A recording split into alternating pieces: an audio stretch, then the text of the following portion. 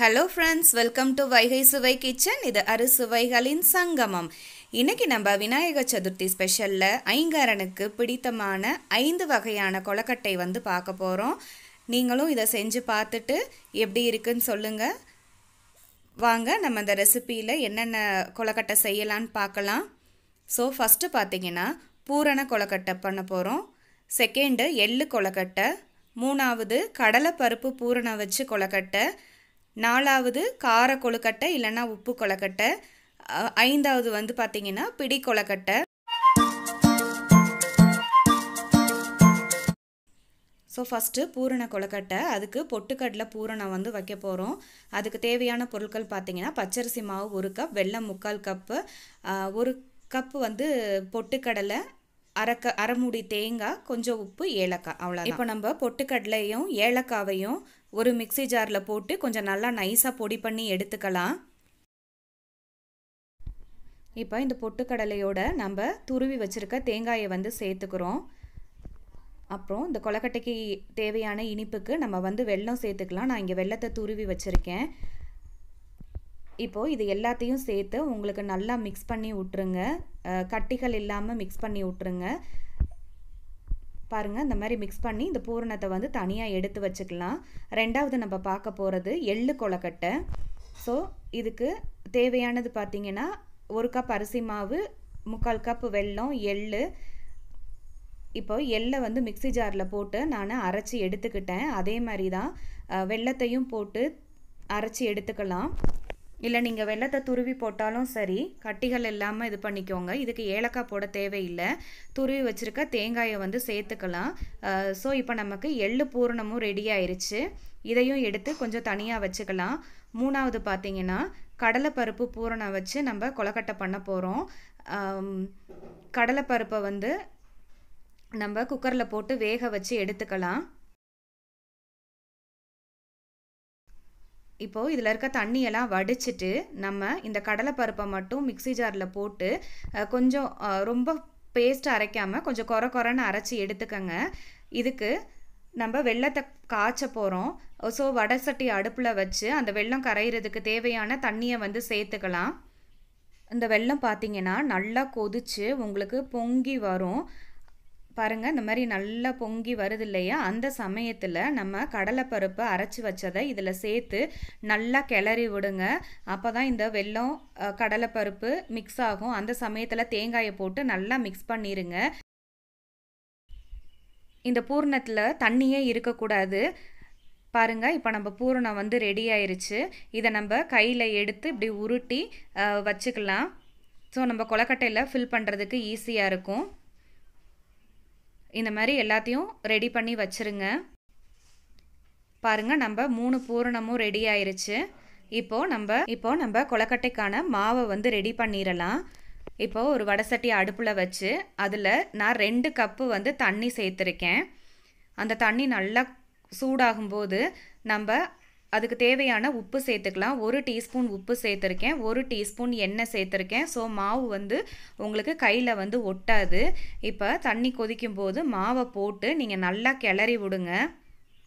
So இந்த மாதிரி உங்களுக்கு கட்டிகள் இல்லாமல் நல்லா உடச்சி விட்டுருங்க மாவை. இப்போயே உங்களுக்கு மாவு பாதி வெந்துடும். கட்டிகள்லாம் இருந்ததுன்னா இந்த மாதிரி நல்லா உடச்சிருங்க. இந்த பச்சரிசி மாவு நம்ம சேர்த்துருக்கோம் இல்லைங்களா? அது நம்ம ஃபைனலாக பிசைஞ்சு எடுக்கும்போது ரொம்ப சாஃப்டாக இருக்கும். இப்போது பாருங்கள், மாவு ரெடி பண்ணியாச்சு. இப்போ நம்ம மாவை நல்லா ஒன்று திரட்ட போகிறோம். ஸோ நீங்கள் கை பொறுக்கிற சூடில் மாவு இந்த மாதிரி நல்லா உருட்டி எடுத்துக்கோங்க. பாருங்கள், நம்ம மாவு நல்லா சாஃப்டாக இருக்குது. கையில் ஒட்டவே இல்லை. இப்போது இந்த மாவுலேருந்து கொஞ்சம் கொஞ்சமாக எடுத்து நம்ம உப்பு கொழுக்கட்டைக்கு ரெடி பண்ண போகிறோம். இந்த மாதிரி சின்ன சின்ன பால்ஸ் மாதிரி எடுத்து உருட்டி வச்சுக்கோங்க.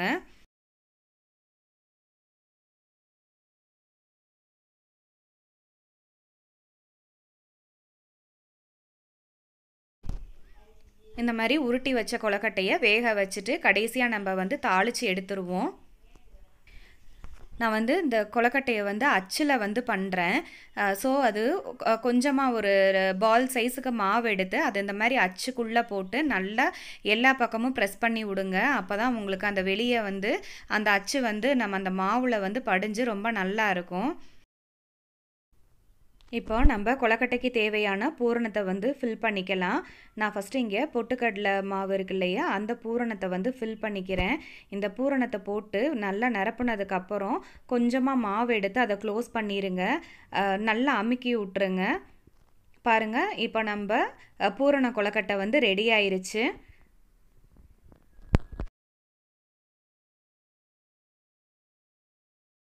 இப்போ அடுத்தது பார்த்தீங்கன்னா, நம்ம கடலைப்பருப்பு வெல்லம் போட்டு வச்சுருக்கோம் இல்லையா, அந்த பூரணம் வந்து நம்ம ரெடி பண்ண போகிறோம். அதே மாதிரி தான் மாவை வந்து அச்சில் போட்டு பூரணத்தை உள்ளே வச்சு அச்சில் போட்டு எடுத்துருங்க. பாருங்கள், இப்போ நம்ம கடலைப்பருப்பு பூரணமும் ரெடி ஆயிடுச்சு. என்கிட்ட வேறு ஒரு அச்சு இருந்தது. இப்போ நம்ம எள்ளு பூரணம் ரெடி பண்ண போகிறோம். இந்த மாதிரி அச்சில் மாவை வச்சு நல்லா அமுத்தி எடுத்துக்கலாம். இப்போது நம்ம கொஞ்சம் எள்ளு பூரணத்தை வந்து சேர்த்துக்கலாம். சேர்த்துட்டு இந்த மாதிரி அச்சை நீங்கள் க்ளோஸ் பண்ணி எடுத்திங்கன்னா நமக்கு என்ன ஷேப் வேணுமோ அந்த மாதிரி வந்திருக்கும். இதை நம்ம நார்மலாகவும் மடக்கி செய்யலாம். பாருங்கள், இப்படி பண்ணும்போது குழந்தைங்களுக்கு பார்க்குறதுக்கு ரொம்ப இன்ட்ரெஸ்டிங்காக இருக்கும். அவங்க நல்லா விரும்பி பண்ணுவாங்க. நீங்கள் அவங்களுக்கு செய்ய கொடுத்தீங்க அப்படின்னா நல்லா விரும்பி இந்த மாதிரி உங்களுக்கு செஞ்சு கொடுப்பாங்க. பாருங்கள், நம்ம ரெடி பண்ணதை ஒரு பிளேட்டில் எடுத்து வச்சுக்கலாம். அதே மாதிரி நான் பொட்டுக்கடலையும் வந்து சேர்த்து வைக்கிறேன். இந்த அச்சில் பண்ணும்போது பார்க்குறதுக்கு ரொம்ப நல்லா பியூட்டிஃபுல்லாக இருக்குதுங்க. இப்போ பாருங்கள், நம்ம அந்த எக்ஸ்ட்ரா இருக்கிற மாவெல்லாம் நம்ம கொஞ்சம் அந்த மாதிரி ப்ரெஸ் பண்ணி விட்டோன்னா அது ஷேப் பார்க்குறதுக்கு நல்லா இருக்குது. இப்போது நம்ம நார்மலாக எப்படி பண்ணுவோமோ அது மாதிரி ஒரு வாழை இலை எடுத்து அதில் கொஞ்சமாக எண்ணெய் தேய்ச்சிக்கிறேன். இப்போ ஒரு பால் அளவுக்கு மாவை எடுத்து நம்ம கையில் வச்சு நல்லா அந்த மாதிரி ப்ரெஸ் பண்ணி விடலாம். பாருங்கள், அந்த மாவை நல்லா இப்படி தட்டி விடுங்க. நல்லா ஈவனாக எல்லா பக்கமும் மேடு பள்ளம் இல்லாமல் சரியாக வரும். அப்போ நம்ம செஞ்சு வச்சுருக்கிற பூரணத்தை வந்து நம்ம சேர்த்துக்கலாம். இந்த மாதிரி தான் நம்ம எப்பயுமே வந்து பண்ணுவோம்.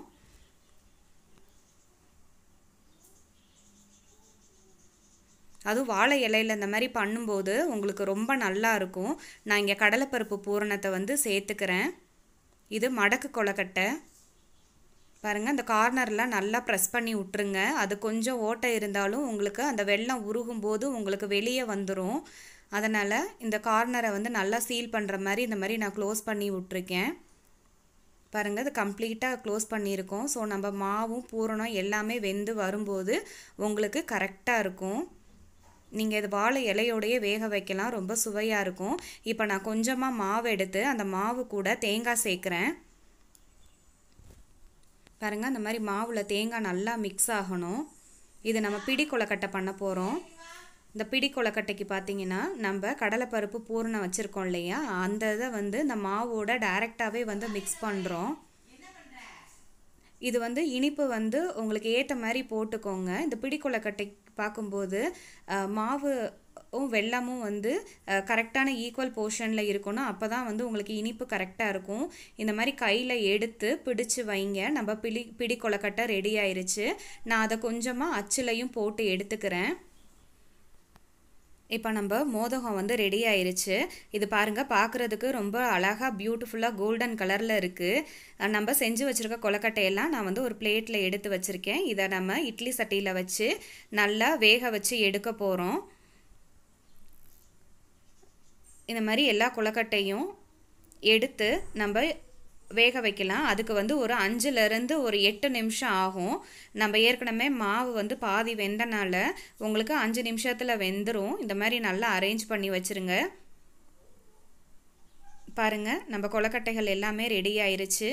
இதை நம்ம மூடி வச்சு ஒரு 5 நிமிஷம் கழித்து பார்க்கலாம். பாருங்கள், நம்ம கொழுக்கட்டையெல்லாம் வெந்துருச்சு. ஸோ நம்ம இப்போது இந்த கொழுக்கட்டைகள்லாம் எடுத்து ஒரு பிளேட்டில் மாற்றிக்கலாம்.